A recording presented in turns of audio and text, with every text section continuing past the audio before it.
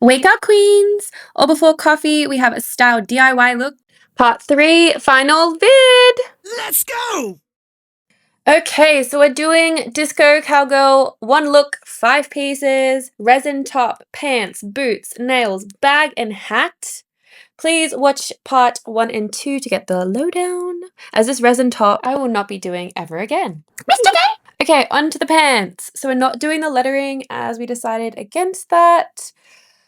We are doing a good old-fashioned bedazzlement with some sewing. I love hand sewing. It's actually quite therapeutic, I find, rather than the machine, which gives me PTSD from fashion school, Project Runway style.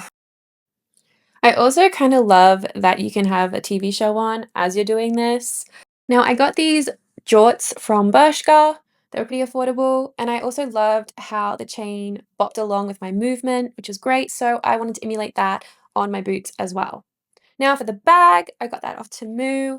We spray painted it and then bedazzled it, and by we, I mean my boyfriend. See the video here. And now on to nails.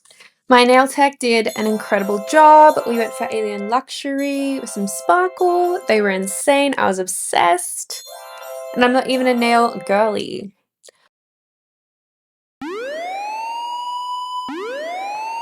Okay, and then off we go, ready to slay!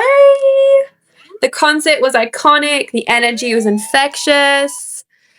And for the hat, I just pulled a horse.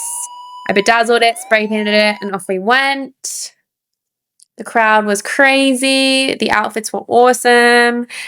Favorite part of my look was, of course, my horse bag. And my least favorite was, for sure, my resin top falling off my body. Cheers, Gorilla Glue. And having to pick a different top, which actually worked out because it got quite cold in the evening. There we are there. And yeah, it was just an insane concert, and I'm really glad I got to experience Beyonce a second time.